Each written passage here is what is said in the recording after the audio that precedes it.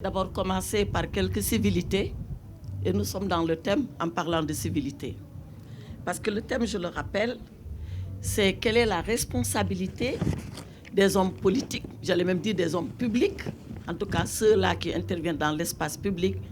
dans la consolidation et la cohésion nationale. Donc je commence par des civilités, c'est par m'excuser de mon retard. Mon retard dû au fait que je suis grippée, vous devez le sentir à ma voix, mais j'ai tenu à honorer mon engagement. Deuxième civilité, parce que quand je dis oui, pour moi c'est un oui, et c'est un oui définitif. Et quand je dis non, c'est un non, et c'est un non définitif. Sauf si Allah subhanahu wa ta'ala en dispose autrement. Et quand Tchad est venu m'expliquer le format et le concept, j'ai tout de suite dit oui. Pourquoi j'ai dit oui? Je dis oui parce que je considère qu'on est arrivé à un moment de notre démocratie où le débat, on doit l'élever. On doit l'élever dans le contradictoire. Pourquoi dans le contradictoire?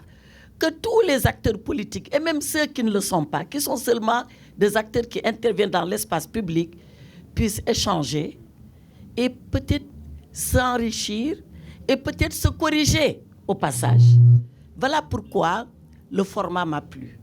Moi, je suis un avocat. Je suis habitué, quand je parle, à ce que quelqu'un d'autre se lève et me dise « je ne suis pas d'accord avec ce que tu as dit ». Et moi, j'essaie de continuer à persuader la personne qui est devant moi, qui n'est ni pour moi, ni pour l'autre, qui est un juge. J'essaie de le persuader que j'ai raison. Voilà ce que je fais tous les jours.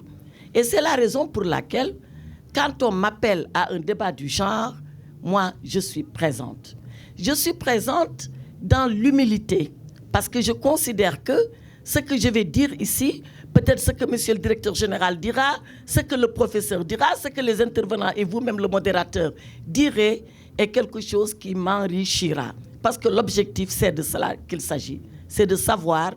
comment ensemble nous devons avoir les idées, mais surtout les attitudes, les comportements qu'il faut pour consolider notre unité nationale à travers ce que nous sommes, à travers ce que nous faisons, à travers surtout ce que nous disons à l'opinion et dans l'espace public. Alors, répondre à votre question n'est pas facile. Mais avant ça, pourquoi on pense qu'aujourd'hui, la consolidation de l'unité nationale doit se rapporter aux acteurs publics? Qu'est-ce qui s'est passé? L'unité nationale, nous devons tous être les acteurs de la consolidation de l'unité nationale. Pas seulement les politiques, peut-être les enseignants, peut-être les marchands, les commerçants, peut-être les juges, peut-être les fonctionnaires. Mais pourquoi ça s'adresse à nous en ce moment précis? Mais c'est parce qu'on a senti que c'est sur notre terrain, nous les acteurs politiques, que la cohésion nationale est en train de se fissurer, qu'elle est en train de s'affaiblir. Voilà pourquoi vous nous interpellez. Si tout était calme sur le terrain politique, même si ça n'a jamais été calme, s'il n'y avait pas une menace de défaire la consolidation nationale, peut-être que vous ne nous auriez pas interpellés. Peut-être qu'ils auraient posé des problèmes économiques, peut-être qu'ils auraient posé des problèmes d'éducation, peut-être qu'ils auraient posé les problèmes de l'agriculture. Mais pourquoi poser ce problème-là en ce moment précis en interpellant les acteurs que nous sommes? Voilà déjà la première approche que nous, politiques, devons avoir pour dire mais attention, qu'est-ce qui se passe? Mais on nous interpelle parce que de tout le temps, la politique a été le facteur qui nous a consolidés comme elle a été le facteur qui nous a divisés. Ce n'est pas récent. Il ne faut pas penser que l'histoire est en train de se faire là. Non, elle s'est déjà faite bien avant nous. Et je rappelle ce qu'on nous disait dans nos leçons de droit constitutionnel. Le professeur de droit constitutionnel nous disait qu'à un moment de l'histoire du Sénégal, bien avant l'indépendance, on connaissait le multipartisme. Et c'est vrai, on a connu le multipartisme jusqu'en 1900, dans les années 1960. Ensuite, on a connu le monopartisme. On était dans un parti unique. Mais que disait le président Senghor pour justifier l'existence d'un parti unique? Ce sont ses arguments. Ils sont vrais, ils ne le sont pas, mais ce sont les arguments de Senghor. Et je pense qu'à l'époque, en bonne partie, ils étaient vrais. Senghor disait nous sommes en train de construire une nation. Nous sommes en train d'édifier un État. Si nous allons, nous, avec nos tribus, avec nos langues, avec nos ethnies, avec nos bagarres même de quartiers, de villages et de villes, il y a de fortes chances que la politique nous divise au détriment de l'essentiel. Or, l'essentiel pour nous, c'est d'asseoir la nation et de construire un État. Vrai ou faux, c'est les arguments de Senghor, on les lui laisse. Et on a été dans le parti unique jusqu'en 1974. Et 1974, il dit, oui d'accord, on va ouvrir, mais on fera 4 partis politiques et on s'arrêtera à ça. Et c'est en 81, quand Abdou Diouf est arrivé au pouvoir, qu'il a ouvert l'espace politique multipartisme intégral. Alors, est-ce que la leçon de Senghor, elle ne nous a pas servi quelque part? Est-ce que ça n'a pas permis aux Sénégalais d'être dans un même moule politique, même si à l'intérieur, il y avait des divergences et des tendances? Est-ce que ça n'a pas permis plus tard, en 1974, que nous soyons organisés dans un cadre régulé? Est-ce que ça ne nous a pas permis d'être, nous, le résultat de ce que Senghor avait fait à nos parents? Je ne sais pas. En tout cas, pour ce que nous sommes aujourd'hui, nous devons faire très attention. Nous devons faire très attention, comme je l'ai dit, parce que autant la politique peut être facteur de cohésion nationale. Pourquoi? Parce que quand on est dans un parti politique, mais le Halpulaar du Nord, il fréquente le Diola du Sud, ils ne sont ni parents. Ils n'habitent pas la même localité. Ils ne se connaissent même pas, mais il n'y a que le parti qui les réunit. Et c'est là où ils se fréquentent, ils apprennent à se connaître et deviennent même des amis. Justement, madame, est-ce que le Sénégalais du Nord, le Pulaar, comme vous dites, et le Diola du Sud, est-ce qu'ils doivent seulement être unis par le parti au lieu d'être unis par la nation, l'appartenance à une même nation? Mais c'est ce que je suis en train de vous dire. C'est-à-dire que si déjà le parti n'était pas là, comment ils vont se connaître? C'est pour dire que c'est le parti qui a permis qu'ils soient ensemble. Moi qui vous parle, j'ai des homonymes qui s'appellent Aïssata Sagna. Et c'est des Diola. Et il m'a donné le prénom, il a donné mon prénom à sa fille. Mais on se connaît dans le Parti socialiste, on se fréquente, on est camarades. Et ça nous permet dans le parti, parce qu'il y a une école dans le parti qui nous dit, avant d'être Halpulaar, avant d'être Diola, vous êtes d'abord des Sénégalais. Avant même d'être socialiste, vous êtes des Sénégalais. Apprenez à l'être. Apprenez à défendre votre pays, à considérer que vous êtes une seule et même nation. Et le parti ne vient que pour servir cela. Mais aujourd'hui, est-ce que les partis politiques font ça? D'accord. Pour leurs militants? Voilà là, je termine. Voilà là, vous m'avez donné la parole en premier, je suis la seule avocate ici. Je termine et je vous la rends. Donc, voilà à quoi sert le parti politique. Et si vous posez la question aujourd'hui, c'est peut-être que les partis ne font plus ce travail-là. Est-ce qu'il y a ici, parmi les partis politiques qui s'agitent, à commencer par le PASTEF, une école du parti qui apprend aux jeunes de PASTEF, aux jeunes militants de PASTEF, ce que c'est que l'unité nationale, ce que c'est que la nation, ce que c'est que l'État, ce que c'est que l'administration, avant d'aller vers le militantisme. Si l'école existe, bravo.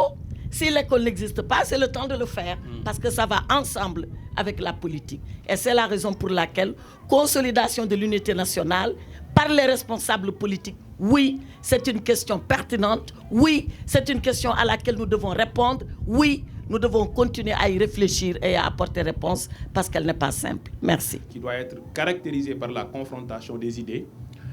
J'avais demandé à Tchad, ci ban langue la ñuy exprimer woo. Il m'a dit nañu wax en wolof. C'est pourquoi je vais m'exprimer en wolof pour faciliter sénégalais yi nga xam ne ñu ngi ñuy déglu ci gox yu fasantiku même su dee du wolof kese mooy làkk ci réew mi mais langue nationale la bu ñu bëri dégg ñu mën a comprendre. Donc maa ngi tàmbali kàddu yi ci nuyu ñi fi teew ñëpp jiital ci ñi nga xam ne ñoo organiser panel bi muy waa mouvement Y'en a marre nga xam ne mouvement bu ma respecté la. Parce que bi ma nekkee étudiant en sciences politiques et relations internationales sama mémoire de licence professionnelle maa ngi ko bindoon ci le mouvement Y'en a marre, le rôle des mouvements citoyens dans la transparence de la gestion publique, cas du mouvement Y'en a marre. Donc j'avais écrit sur le mouvement Y'en a marre, c'est un mouvement qui m'a toujours passionné. Donc maa ngi nuyu ñi fi teew ñëpp di nuyu ki nga xam ne mooy modérateur bi di nuyu sama professeur Djibi Diakhaté nga xam ne naw naa ko lool di nuyu aussi honorable député madame Aïssata Tall Sall di rafetlu teewaayam ci débat bi wax na ko lu am solo la mooy politique su fekkee dañu koy def ci réew moo xam ne état bi dafa yor la forme d'une république ñu décider ne démocratie la boo xam ne lu ko caractériser mooy pluralisme maanaam ay parti wala ay formation politique yu wutee ñoo ci nekk bu dee gëm nga sa xalaat da ngay ñëw ci fa ñuy jongante ci xalaat yi jongante bi nekkul ci mbedd bi ak sànnante xeer ak violence dans les campagnes électorales mais jongante bi mooy bu ñu la woowee ci place waxtaan nga ñëw donc ñu ngi rafetlu sa teewaay bu baax a baax a baax loolu moo waral bi ñu ma waxee ne ma am na ñoo xam ne ñëwuñu dama ne quel que soit alpha moi je vais honorer ma parole ñëw participer pour wax ak sénégalais yi bu loolu weesoo nag thème bi lu am solo la lan mooy la responsabilité des acteurs politiques dans la consolidation de la cohésion sociale loolu nag balaa may ñëw ci sa laaj bi damay ñëw ci taxaw ci lan mooy cohésion sociale cohésion sociale bu ñu koy wax mooy la capacité d'un groupe à assurer à tous ses membres le bien-être et un destin commun maanaam groupe boobu ña fa nekk ñu fexe ba groupe bi assurer leen ñu am benn destin commun bu leen boole mooy li mu wax l'unité nationale te Sénégal bu dee groupe boobu li ñu boole fii ñun ñëpp quelle que soit suñu divergence wala suñu différence boobu pas divergence mais différence ci race ci religion ci région ci ethnie li ñu boole mooy la nation groupe bi nag dafa war a am capacité à assurer à tous ses membres ñu am benn destin commun parce que loolu la constitution bi Sénégal wax dans son préambule destin commun boobu ngay assurer nit ñi nag da nga koy assurer par ñeent bi si jiitu mooy l'inclusion mooy warul am benn discrimination warul am benn marginalisation mooy waruñ bedd kenn ñaareel bi mooy l'équité mooy yamale ñetteel bi mooy solidarité mooy dimbalante ñeenteel bi mooy la confiance ku nekk dem ba am confiance ci askan wi ci li ñu bokk muy nation boobu kon li ñu lié loolu la ñuy wax le lien social alors évidemment pourquoi ñi war a poser question loolu c'est pas lié à la conjoncture politique contrairement à madame l'honorable députée que je respecte beaucoup ndax expérience am du conjoncture bi kese c'est lié à un phénomène existentiel à l'être humain mooy la société humaine elle est caractérisée par la concurrence sociale la société humaine elle est caractérisée par la concurrence sociale bu ñu nee la société humaine est caractérisée par la concurrence sociale mooy da ngay dem école di jàng sa morom di jàng comme yow ngeen di def concours ENA ñu ne dañuy jël 100 personnes nga bëgg a jàll mu bëgg a jàll da ngay yor sa boutique di jaay yére sa morom yor boutique am di jaay yére état bi dafay naan dama bëgg a tabax tali bu jugee Dakar dem Matam wala mu jugee Dakar dem Saloum nga bëgg a yow gagner marché bi sa beneen morom bëgg a gagner marché bi da ngay bëgg a nekk maire sa morom bëgg a nekk maire te benn maire dañuy fal Grand Yoff da ngay bëgg a nekk président de la République sa beneen morom bëgg a nekk président de la République alors dès lors que concurrence sociale dafay am il faut société boobu noonu wala espace boobu wala groupe boobu noonu wala communauté boobu wala collectivité boobu élaborer ay règles du yem ci élaborer ay règles de mais ay règles yu juste du ñu yem ci élaborer ay règles juste kese de waaye règles yooyu noonu ñi koy appliquer dañ ko war a appliquer ci sagesse léegi nag su ma nee d'accord uma mooy acteurs politiques yi ñoo ëpp responsabilité dans la consolidation de la cohésion sociale xam nga lu tax parce que ñoom ñooy nekk fa ñuy élaborer règles yooyu ñoom ñooy nekk fa ñuy appliquer règles yooyu sous le contrôle d'une justice indépendante kon acteurs politiques yi ñoom ñooy le corps social bi nga xam ne ñoom ñooy aspirer à détenir wala ñoom ñoo détenir la légitimité de la régulation sociale et la régulation sociale mooy teg ay règles yuy tax cohésion sociale am ñu assurer ñooñu ñeent yooyu ma la wax l'inclusion la solidarité la confiance et l'équité léegi nag pour ñëw ci sa laaj bi mooy yan facteurs ñooy menacer aujourd'hui la cohésion sociale au Sénégal ñeent yii la génnu leen bi si jiitu mooy encore une fois ñiy agir ci turu askan wi mooy ñi nga ñu jox légitimité mooy acteurs politiques yooyu ñoom ñooy nekk ci instance yi donte waruñu bedd kenn ñooñu ñooy wër pouvoir kon fa ñu war a jaar ba ñooñu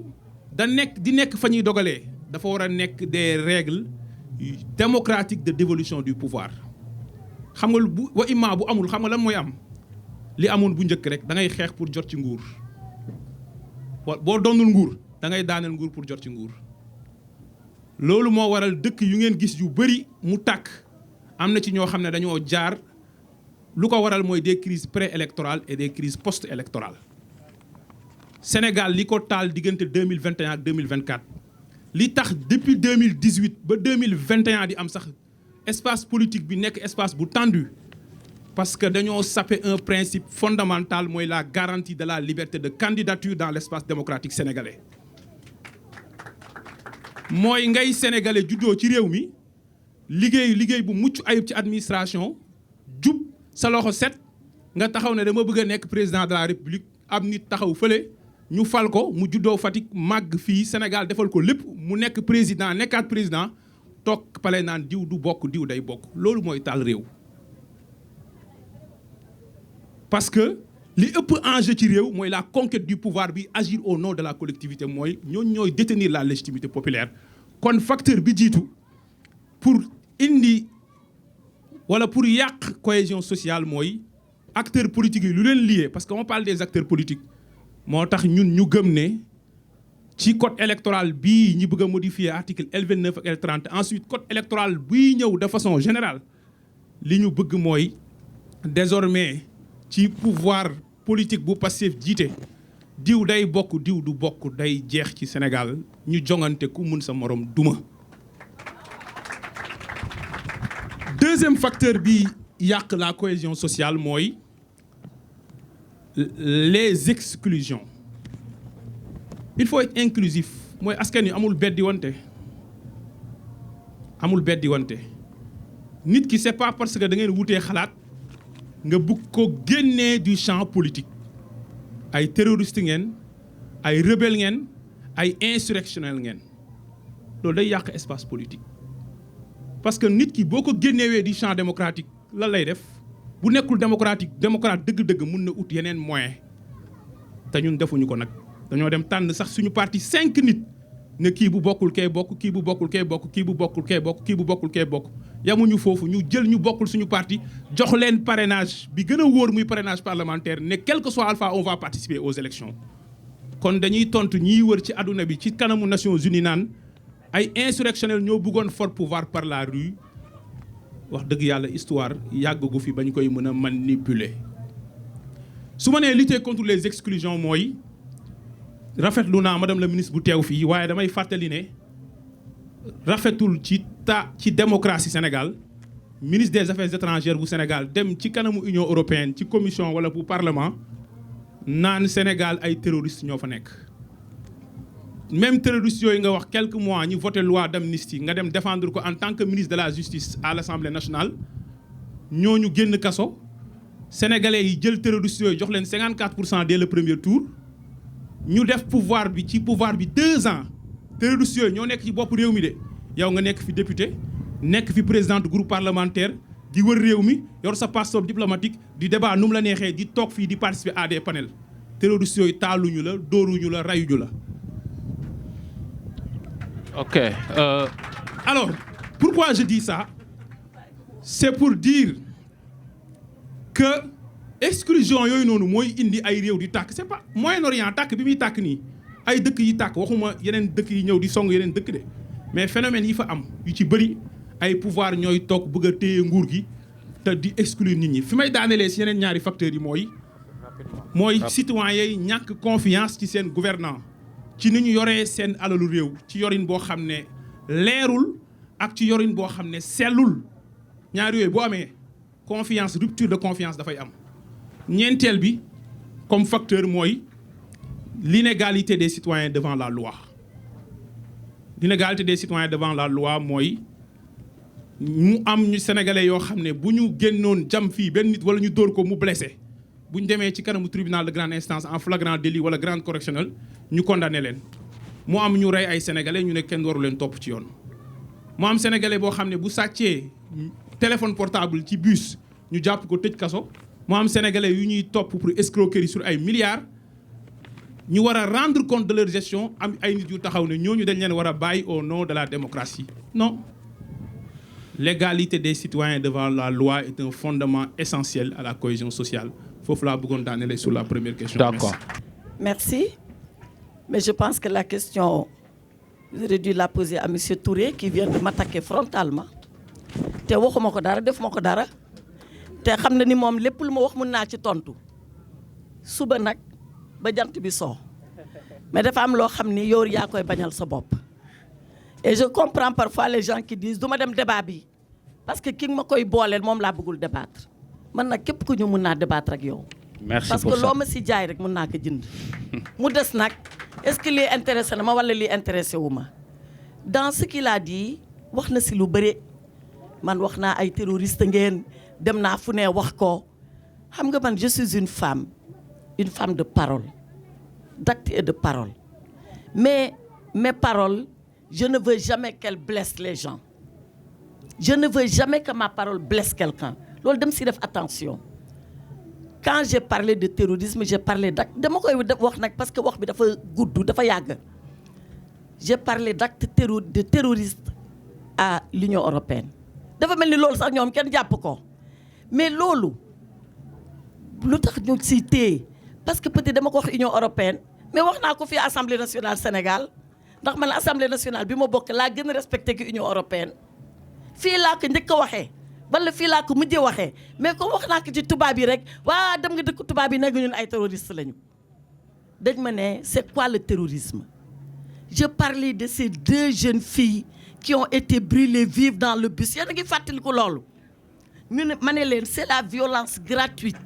qui s'abat contre quelqu'un qui peut-être ne partage même pas votre cause votre combat votre idée ma définir loolu bi ma ko waxee dama ko définir leneen li si des mooy ñu ne man def naa lii en tant que ministre de la justice nit ñi ñoo nga woon prison yow de nekkoo fa woon parce que boobu dangaa dawoon nga amoon benn mandat d'arrêt nga nekkoon Mali boobu yow nekkoo fa woon mais teewul nii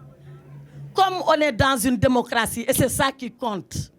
l'État est resté debout ñu def élection ba ngeen gagné élection ñu toog ñu ñëw nag jàkkaarloo ak yéen parce que ragalu ñu di jàkkaarloo ak yéen gis ngeen foofu bu fa arme amoon sax dañ fay toog bu ñu naroon dee sax dañ fay toog parce que sénégalais yu ñu yebal ñu toog assemblée ñoom ñoo ñu gën ñun gënuñu leen moo tax fu ñu yebal ñun dañ fay dem mais monsieur le modérateur je voulais dire une chose pour finir ça c'est des choses que je relève au passage parce que monsieur Touré wax na ko mais li ma indi fi tey c'est le thème que j'ai vu et qui m'intéresse man ñëw ma fii pour di tontu wante ak moom soo gisee lii ma tontu si damaa bëgg public bi ñu xam lan mooy dëgg bi ak man lan laa wax ak man lan laa def ak man fan laa ko waxee ak li tax ma wax ko mu jeex du woon pour di ko tontu moom naka xam beneen bi mooy thème bi ma indi thème bi on a interpellé les acteurs politiques man nag j'ai lu l'art de la guerre vous avez lu l'art de la guerre lui le sociologue il a lu l'art de la guerre Sun Tzu de Sun Tzu qui a dit Sun Tzu voilà c'est Sun Tzu dans l'art de la guerre Sun Tzu raconte comment quelqu'un peut se tromper de combat mais il ne se trompe jamais d'adversaire man je peux me tromper de combat mais je me trompe pas d'adversaire yow doo sama adversaire ñi fi nekk kenn si ñoom du suñu samay ay adversaire je suis venu parce qu'on m'a dit quel peut être le rôle des acteurs politiques dans la consolidation de la cohésion nationale loolu ma indi mais indiwuma fii yaa defoon lii yaa waxoon lii yaa nag loolu bu ñu si duggee di ngeen sa bëgg yénte doo leen ko mën te da ngeen yàq seen panel c'est vrai alors je reviens à la question allez-y man dama yaakaar ni fu ñu tollu tey la responsabilité des politiques dans la cohésion nationale elle est plus que grande voilà pourquoi on est interpellé moom nee na et ça je vais répondre à ça c'est parce que da ngay bëgg dara sa beneen moroom bëgg dara c'est vrai mais à commencer même par nos compétitions de communes boobu gën a métti élection yëpp xam nga pour lan boo taxawee ne man damaa bëgg nekk maire commune Podor sa doomu ndey wala sa doomu baay moo taxaw ne man tam bëgg naa ko parce que yéen a bokk dëkk bi mais pourtant bu loolu jàllee qu'est-ce qu'on fait est-ce que dañu tas sëy yi ndax loolu est-ce que da ngay weddi sa baay ndax loolu est-ce que da ngay weddi sa yaay ndax loolu da ngeen am capacité grandeur parce que yéen a ko bokk ñu waat ngeen nekkaat kon bokk compétition yàqu fi dara suñu maam yi dañ doon compétir boo bëggee nekk maire sa cousin ne damaa bëgg a nekk maire soo bëggee dugg ENAM keneen naa da ngay bëgg dugg ENAM mais est-ce que loolu taxoon ñuy saagante di xarapante di xeex ça a toujours existé. La compétition sociale elle a toujours existé. Maintenant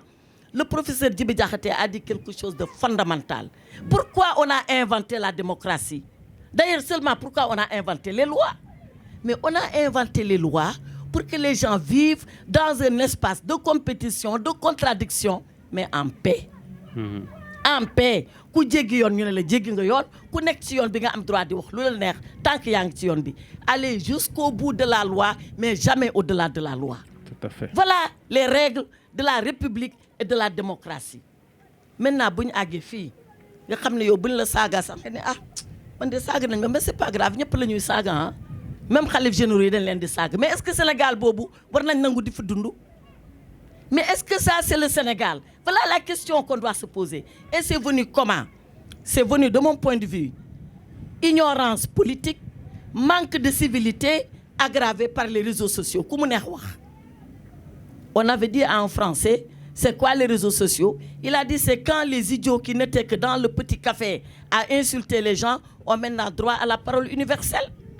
C'est Oumar Sow Eco qui dit ça. Donc loolu bu amee il faut ñun ñu yedd suñu bopp yar suñu bopp mais ku yar da nga yaroo sa bopp ana kuy bëgg a yar te yow yaroo. Maintenant vous personnellement. Donc moi je pense que nous devons faire une introspection nous les politiques. Savoir que nous devons faire preuve d'exemplarité. Noo yeewoo suba nga sangu mais pourquoi ngay sangu yow? Pourquoi ngay sol yére bu rafet da ngaa respecter sa bopp mais noonu nga war a respecter keneen ki naan li ma def man tey ci suba kii lii la def kon boog su ma taseeg moom dama ormal sama bopp dama koy ormal moom am na loo xam ne man duma ko wax ak quel que soit alpha mais nag quand l'arène politique elle est sèche d'idées amatul culture amatul saaga rek moo fay des. Saaga rek moo fay des donc notre responsabilité aujourd'hui et j'y reviens c'est de former nos militants. Les écoles du parti c'est pas un mot vain dañ ko war a am di leen former ci seen attitude di leen former ci seen jàng di leen former ci idées yi ñu leen di may ku nekk ngay défendre sa idéologie wala sa quelque idée politique. Il a cité Fukuyama tout à l'heure qui avait dit c'est la fin de l'histoire. C'est Francis Fukuyama, un Américain d'origine japonaise qui l'avait écrit 1992 en disant le mur de Berlin s'est effondré, il n'y a plus Est, il n'y a plus Ouest. Nous vivons dans le monde où seule la confrontation matérielle va avoir la primauté. Mais on a vu que ce n'est plus ça. Ce n'est pas la fin de l'histoire, au contraire, c'était le commencement de l'histoire. Et comme l'histoire commence, soyons les vrais auteurs de ce commencement. En nous éduquant nous-mêmes, en transmettant ce que nous avons reçu, man demal loolu mooy sama rôle, à des enfants qui arrivent, qui disent j'ai peur d'aller en politique maman. Pourquoi? Parce que dañu may saaga. Ma ne non ñi lay saaga xamuñu politique yow ñëwal ñu jàngal la comme ça nga jàngal leen ñoom. Voilà moi, quelle est ma responsabilité et voilà ce qui m'amène ici. Mais pas di tontuwante, pas di waxante loo xam ne amul benn njëriñ parce que li ma waxoon maa ko wax li taxoon ma waxoon ko xam naa ko buñ ma laajaatoon dinaa ko wax. Et dinaa ko expliquer ba mu leer. Ça n'a aucun sens de le rappeler ici. Inclusion, article 29. Article 29, ça va arriver à l'Assemblée nationale. Naa ci wax li ma xalaat. On pourrait y arriver. Non, moi je suis député. Ce que je dirai à l'Assemblée, je réserve la primeur à l'Assemblée. Et tout le monde le saura. D'accord. Voilà. Mais am naa ci xalaat dinaa si wax bu jotee. D'accord. Merci beaucoup. Laaj bu am solo la. Laaj bu am solo la parce que effectivement ñi ëpp responsabilité mooy ñi nga xam ne dañ leen dénk mbirum sénégalais yi ñuy xëy suba ngoon war cee rendre compte loolu c'est extrêmement important. Tout à l'heure madame l'honorable députée wax na lu am solo mooy école du parti te professeur Djibi Diakhaté ñëw na ci parce que effectivement ñi nekk ci parti politique yi ñooy ñëw après nekk ci état bi gis nga le lien même su dee la constitution et le code électoral garantit aux indépendants la libre participation à toutes les élections. Donc parti politique yi kese moomuñu même instance de décision yi ci li nga xam ne ay mandat électif la donc laajoon na question bu am solo ci première intervention ma fàtte cee tontu effectivement muy école du parti est-ce que Pastef am na ko jàpp naa ni quand même ku lire journal lundi bi passé gis nga ne le président Ousmane Sonko a réaménagé le bureau politique de Pastef en intégrant de nouveaux membres et en changeant des postes. On a dit doyen Malick Sy nommé nañ ko directeur de l'école du parti mu remplacer Moustapha Sarré bi nga xam ne plateau yëpp bu demee dañ koy présenter comme directeur de l'école du parti ñu tuddee ko daaray Cheikh Anta Diop donc Pastef am na école du parti. waaye loolu yamul ci wax kase avec humilité je veux pas parler de ma personne moi j'ai intégré Pastef en 2017 j'étais jeune étudiant j'avais moins de 23 ans jàpp naa ne sama évolution dans l'espace politique sénégalais wane na ba xam Pastef dafa former ay militants am ci wax xam-xam ak wax lu leer ci plateau yi ci espace public yi ci panel yi wala Pastef saaga la jàngal sénégalais yi les sénégalais peuvent librement juger et le président du parti Pastef parce que les personnes morales dañuy am lu ñuy wax un représentant légal tey boo assigné woon SOMISEN devant la justice ki ngay assigné da ngay assigner la SOMISEN en la personne de son directeur général qui est son représentant légal su dee c'est l'état central c'est l'agent judiciaire de l'état donc la personne bi nga xam ne moo koy incarner li muy wax dafa am solo par rapport ak organisation bi mu jiite le président de Pastef Ousmane Sonko je le cite dafa yàgg a wax ne kuy saaga bokkoo ci ñun dégg nañ ko yàgg a wax Pastef débat d'idées lañ ko xamee mooy leader politique boo xam ne ci opposition bind na 3 livres donc ñun élection bu mus a am dañoo def offre programmatique jaay sénégalais yi gis-gis kon ñun foofu nañu yàgg a taxaw mettre fa le curseur donc Pastef am na école du parti mais ñun dañuy promouvoir xam-xam loolu lu am solo la ñu dellu si ci maintenant man su ma cité madame l'honorable députée je vous rassure waxuma ko parce que dama lay manquer respect non pas du tout quand même Sénégal depuis plus de 4 ans 5 ans yàggul par rapport ak sa expérience maa ngi débat donc sa dégg ngañ dem a manqué na telle personne de respect par contre samay idée dama koy exprimer ma assumer ko librement et bu ma lay citer parce que dama la respecter yàlla moo ñu jàngal yar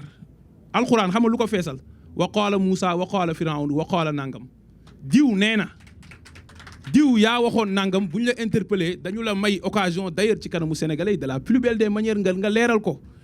et mu nekk leeral boo xam ne sénégalais bu ñu ko déggee ñoom ñooy apprécier ba xam convaincre na leen wala convaincre leen parce que débat la encore une fois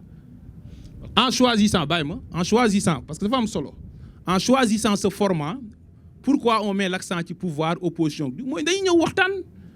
démb maa ngi seetaan malal jàkkaarloo donc pourquoi l'idée de jàkkaarloo est-ce que pour reyante la non la confrontation des idées donc loolu amul problème ci loolu léegi su ma ñëwee ci ay terrorisme yooyu man d'accorduma ci définition bi nga jox terrorisme même su dee définition bu ñu mën a accepter la parce que boroom xam-xam nga waaye terrorisme man ni ma ko jàngee woon ci Sciences Po mooy l'usage de la violence pour atteindre des objectifs politiques c'est 2 conditions cumulatives utiliser nga violence benn mais li tax nga def ko c'est des conditions politiques tey làmb bu amee wala match nawetaan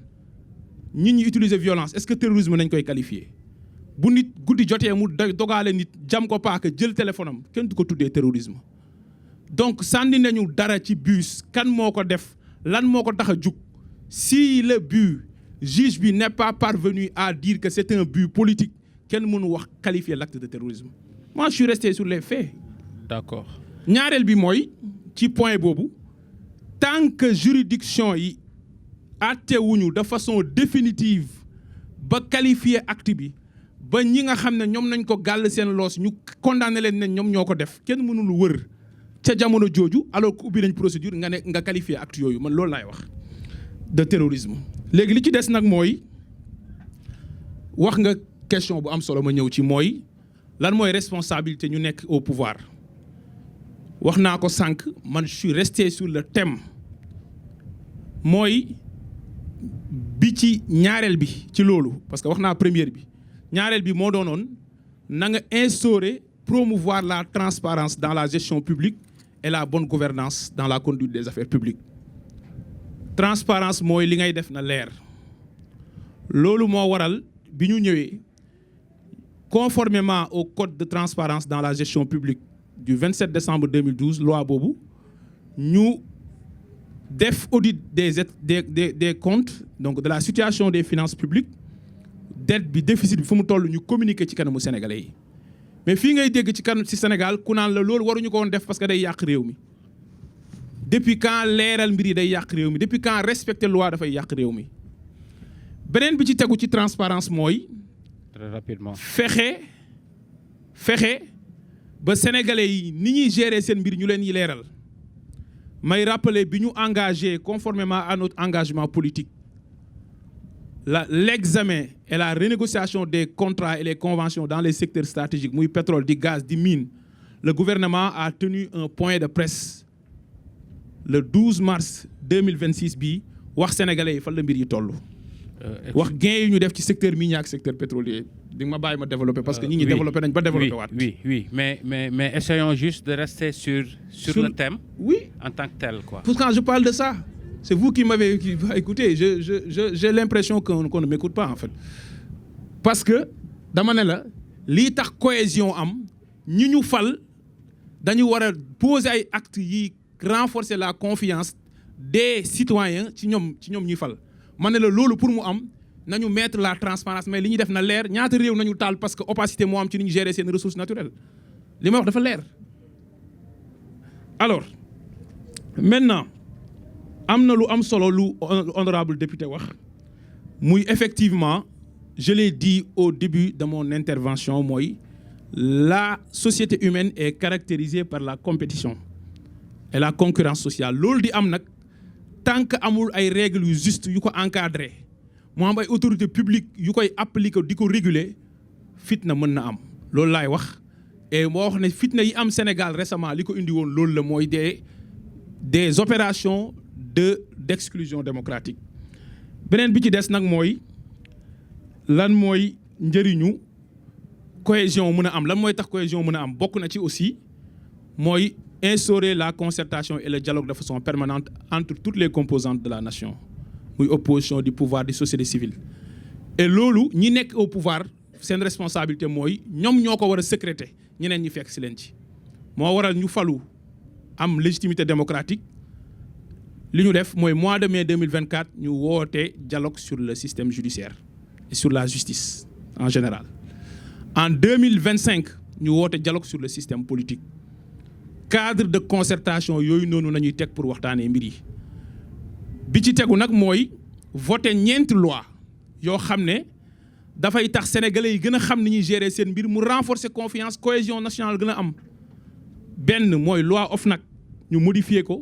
ba membre yi fa nekk ñu leen tab par appel à candidature mooy mbir mi ñëpp a ci bokk parce que quand on parle de cohésion sociale l'un des fondamentaux xam nga lan la mooy l'égal accès des citoyens à toutes les fonctions publiques sans discrimination ñaareel bi élargir le champ des assujettis à la déclaration de patrimoine ñëpp di def déclaration de patrimoine léegi ku yor alalu sénégalais yi ñu xam naka nga ko yoree sa alal est-ce que évolué wut ñetteel bi mooy loi sur les lanceurs d'alerte ñu protéger ñi nga xam ne dañuy nekk ay lanceurs d'alerte nañ ñeenteel bi mooy la loi sur l'accès à l'information donc c'est un ensemble de mécanismes qui ont été aménagés et adoptés pour def loolu fi may daanelee nag parce que comme da nga wax j'ai été long même si je pense que sama temps de parole ñëpp gis nañ ne moo gën a tuuti ci affaire u fuite daw sénégalais yi may déglu le peuple mais dama ciy répondre non dama ciy répondre non damay répondre non damay répondre non damay répondre du pour yow pour sénégalais yi la maman da ngaa mën a tooñ quoi man le peuple sénégalais bi may suivre c'est un peuple que j'aime beaucoup parce que c'est un peuple cultivé c'est un peuple très cultivé sénégalais yi seen culture toll na ci ne xam ne soo nee Ngagne Demba dafa exilé woon kon dafa daw da nga ne Alboury Ndiaye dafa daw da nga ne De Gaulle dafa daw da nga ne Ali Khamenei dafa daw da nga ne Mohamed Boudiaf dafa daw assimiler l'exil politique à la fuite politique niveau culture politique u sénégalais yi weesu na loolu man fu ma romb sénégalais yi xam lu ñuy saluer mon engagement ma détermination qui a été de la plus belle des manières pendant les moments de résistance démocratique alors ñi ñu war a interpeller mooy naka la sénégalais du juddoo fii ci réew mi jàng ci école sénégalaise dem def concours 2600 candidats déposés ñuy jël 20 mu jël 3e ci Sénégal ñu forme que 2 ans au centre de formation judiciaire mu dugg 2 ans de formation mu génn dugg fonction publique di liggéey 6 mois am engagement politique am di dem ci plateau yi di leen tontu ci xam-xam di def conférence de presse nga xëy defagul 1 an de fonction nga ne affecté ngeen ko te loolu usage yi xamuñu ko